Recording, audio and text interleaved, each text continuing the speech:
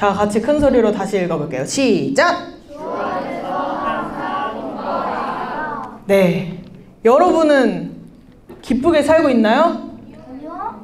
아니요. 그럼 여러분은 어떨 때 기쁨을 느끼나요?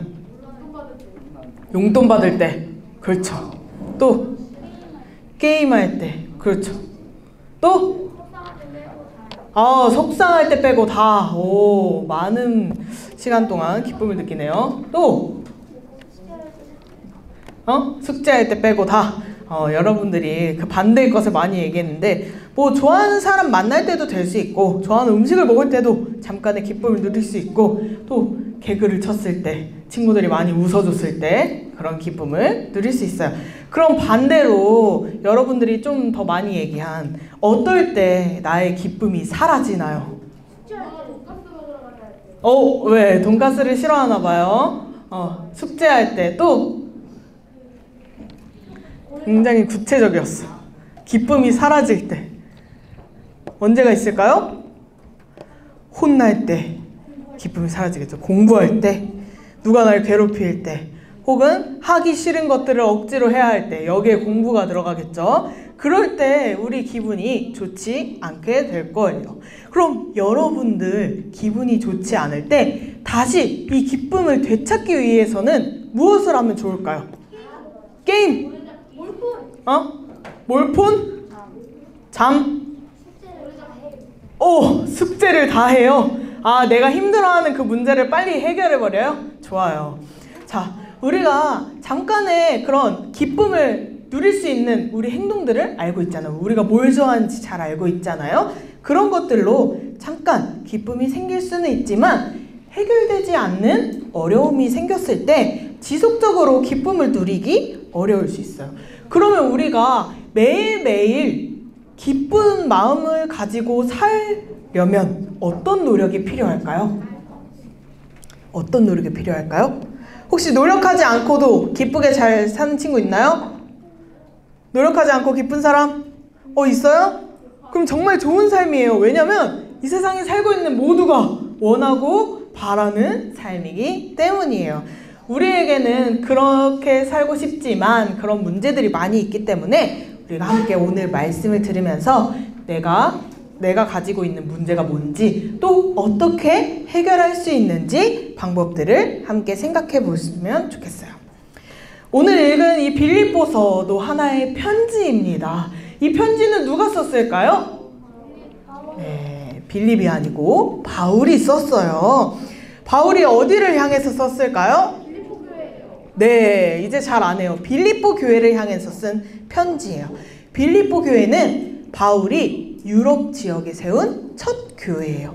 바울은 원래 아시아 쪽에서 복음을 전하고 싶었어요. 그런데 하나님께서 마게도냐 사람을 보내주셔서 그 땅에 가서 도와달라고 하는 음성을 들었어요. 그래서 바울은 하나님의 인도에 따라 마게도냐라는 곳으로 가게 되는데요. 여기 도착해서 처음으로 갔던 도시가 바로 빌립보라는 도시였어요. 빌립보 사람들이 예수님을 믿고 바울의 복음을 듣고 예수님을 믿어서 이 빌립보 교회가 세워졌어요. 빌립보 교회는 바울이 엄청 사랑하고 칭찬하는 교회였어요. 왜냐하면 복음 전파를 위해 항상 앞장섰기 때문이에요. 직접 복음을 전할 뿐 아니라 바울이 전도할 때 필요한 물품이나 헌금을 모아서 보내주고, 또 다른 교회가 힘들 때에도 헌금해서 같이 도움을 줬어요. 한 번이 아니라 계속해서 어려운 교회나 필요한 선교사님들에게 관심을 가지고 도움을 줬어요. 이 도움은 빌립보 교회가 정말 가진 것이 많아서 줬을까요? 아니에요.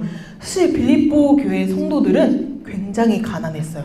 하루하루 내가 먹고 살기도 힘들 정도였어요. 그래서 빌립보 교회 성도들은 가난한데도 불구하고 나보다 더 힘든 사람, 그래도 내가 도울 수 있는 사람들 위해서 기꺼이 섬기는 역할을 맡았어요. 그래서 바울은 이 빌립보 교회를 정말 많이 칭찬했어요. 그리고 바울이 감옥에 갇혀 있다는 소식을 듣고 나서도 빌립보 교회는 이 바울을 꺼내주기 위해서, 또 감옥에서 잘 생활할 수 있도록 계속해서 도움을 줬어요. 바울은 감옥 안에서 빌립보 교회가 항상 도와주고 남들을 돕는 것에 감사하다는 마음을 담아서 이 편지를 썼어요. 또한 빌립보 교회가 겪고 있는 문제에 대해서도 어떻게 해결하면 좋을지 알려줬어요. 이 빌립보 교회에는 2명의 지도자가 있어요. 이 사람들의 이름은 유오디아와 순두계라는 사람이에요. 순두부 생각나죠? 일부 친구들과 똑같아요. 자, 순두부 생각나죠? 자, 이 두 사람은 이 교회를 이끄는 지도자였어요. 사람들에게 올바른 것을 가르쳐주고 이끌어줘야 할 중요한 사람들이죠.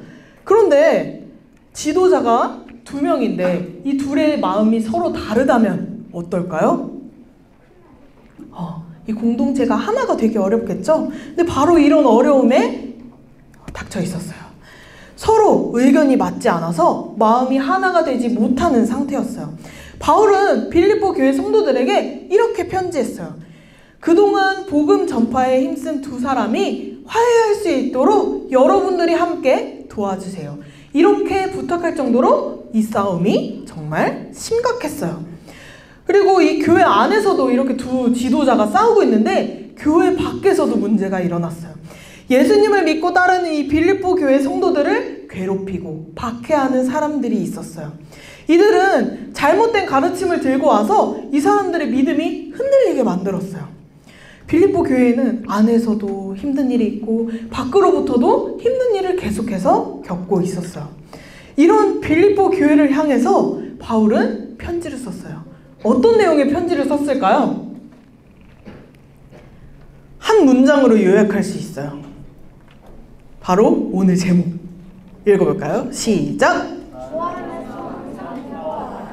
네, 이렇게 힘든 상황을 겪고 있는 빌립보 교회에게 바울은 주 안에서 항상 기뻐하라 이렇게 이야기해요. 이런 상황에서 기뻐하는 일이 정말 가능할까요? 어려워요. 우리 교회, 우리 부서라고 생각해보세요. 모두가 돈이 많이 없어서 가난해요. 살기 힘들어요. 그런데 우리가 하나님 나라의 백성답게 어려운 사람들을 돕고 또 복음 전파에 열심히 힘쓰고 있어요. 물건과 돈들을 모아서 또 복음 전파하시는 선교사님을 돕고 다른 교회까지 우리가 꾸준히 도와주고 있어요. 그런데 어느 날 우리 교회 안에서 싸움이 일어나는 거예요. 이 소년 이부 안에서. 자, 두 사람이 싸우기 시작해요. 누구라고 해볼까요? 혹시 원하는 사람 있나요? 좋아요. 희선? 하람이지, 하람. 하람이랑 하람이랑 반대파 할 사람? 시헌인가요? 승헌인가요? 시헌? 오케이. 자, 하람이와 시헌이가 싸우기 시작했어요. 자, 한 사람은 다른 파 이렇게 하고 점점 사람들이 반으로 나뉘기 시작해요. 민재는 하람이 쪽으로 붙고요. 또 다른 친구들은 시헌이 쪽으로 붙어서 편을 갈라서 싸우기 시작해요. 이러면 우리 소년 이부가 하나가 될 수 있을까요? 아니요, 두 개가 되겠죠. 그렇죠. 그러면서 그 가운데에서 막 눈치 보면서 가운데에 끼어있는 우리 친구들도 있는데 교회 밖으로부터 우리를 보고 당신들의 믿음은 잘못됐어. 너네들 예배 드리는 거 다 틀린 거야. 그렇게 예수님 믿으면 천국 갈 수 없어. 라고 밖에서까지 우리를 향해서 괴롭히는 말들을 하고 있어요. 공동체를 깨트리고 예배를 방해하는 사람들이 가득한 이곳에 과연 바울이 말한 것처럼 기뻐할 수 있을까요?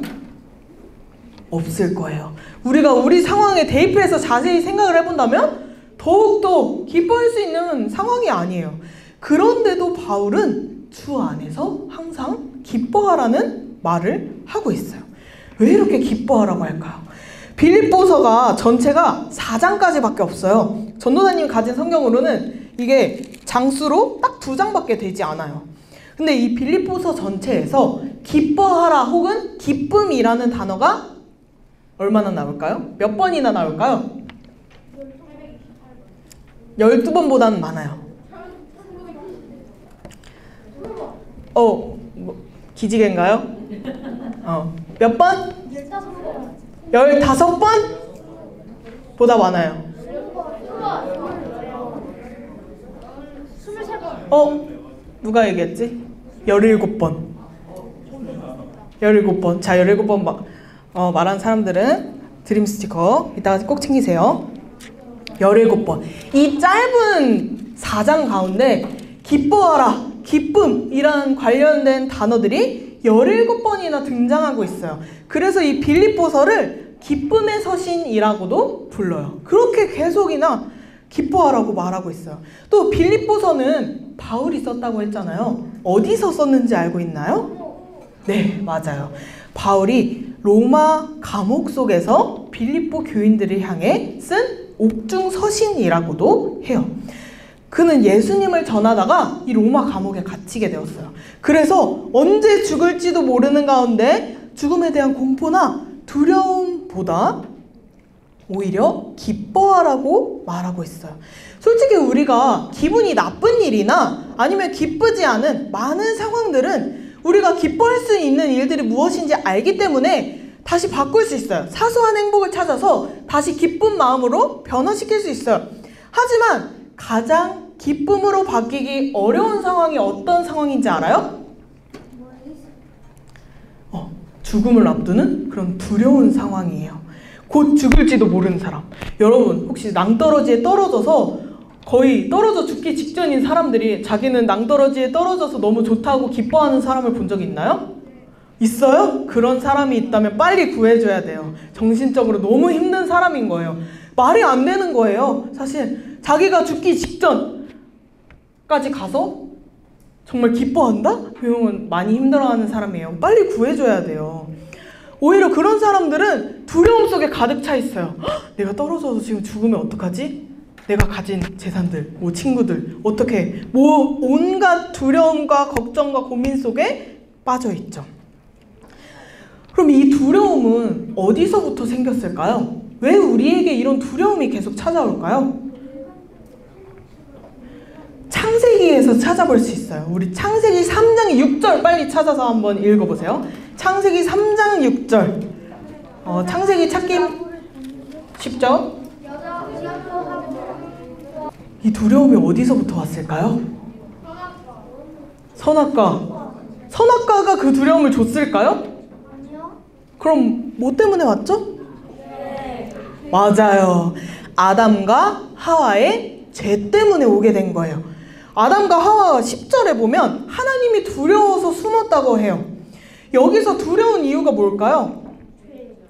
하나님께 죄를 지었기 때문에. 하나님 말씀을 듣지 않았어요. 우리가 하나님 안에 있어야 하나님께서 알려주시는 지혜로 두려운 마음 없이 세상의 많은 것들을 알 수 있어요. 그런데 하나님 없이 세상의 많은 것들을 알게 되면 우리 마음속에 두려운 마음이 생기게 되는 거예요. 이 죄된 마음 때문에, 죄 때문에 우리 마음속에 두려운 마음이 계속해서 생겨나는 거예요. 우리가 하나님 없이 사소한 것이나 커다란 것이나 어떠한 일을 앞두고는 항상 두려울 수밖에 없어요. 그런데 바울은 어떻게 그런 두려운 상황에서 기뻐하라고 하고 또 본인도 두려워하지 않았잖아요. 바울에겐 죄가 없었을까요? 없었을까요? 자, 우리가 극단적으로 한번 우리 바울의 상황 속으로 한번 들어가 볼게요. 여러분들이 지금 북한의 감옥에 갇혀 있다고 생각해 보세요. 정말 인권이라고는 하나 없는 그 북한의 감옥 속에 갇혔어요. 그래서 고문당하다가 언제 죽을지도 모르는 그런 상황이에요. 그런데 자, 내가 이제 죽을지도 모르는 상황이에요. 감옥에 갇혔어요. 그런데 누가 편지를 써요. 지원아, 나 지금 공부하는 게 너무 힘들어. 숙제하는 게 너무 힘들어. 내 문제를 어떻게 해결할 수 있으면 좋을까? 라는 편지를 받았다고 생각해 보세요. 지원은 기분이 어때요?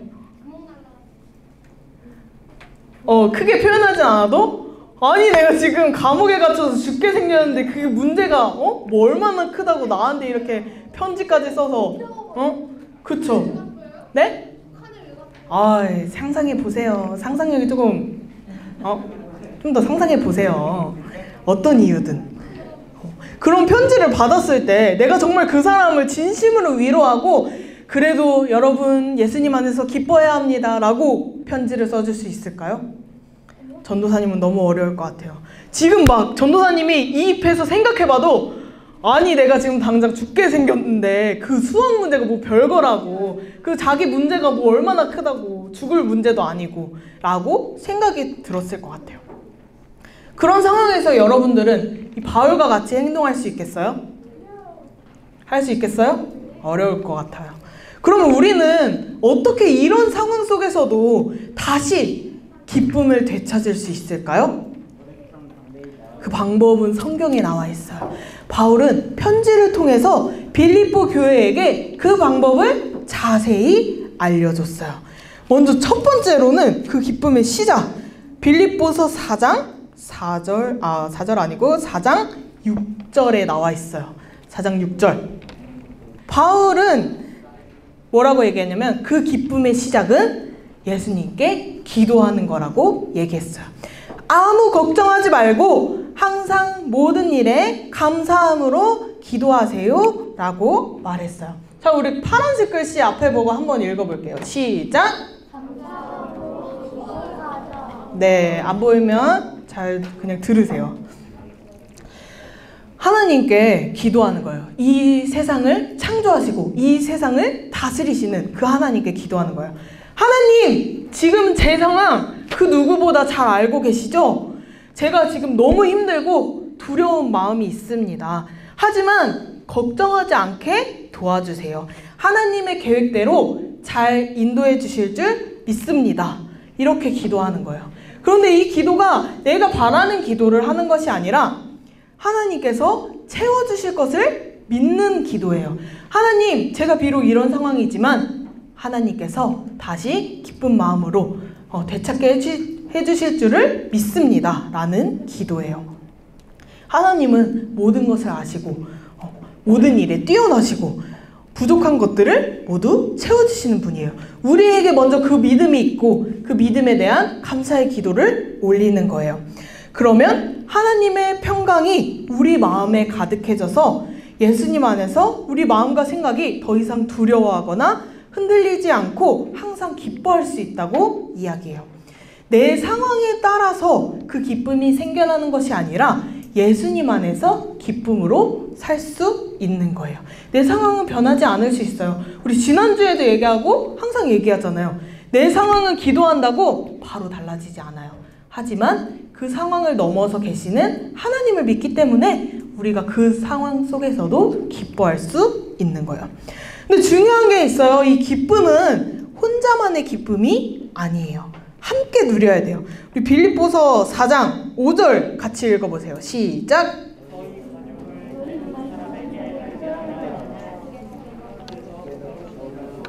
네. 자, 여기 초록색 글씨 한번 또 읽어볼게요. 시작! 네. 여기서 말하는 관용을 모든 사람에게 알게 하라. 무슨 뜻일까요? 관용이 뭐예요?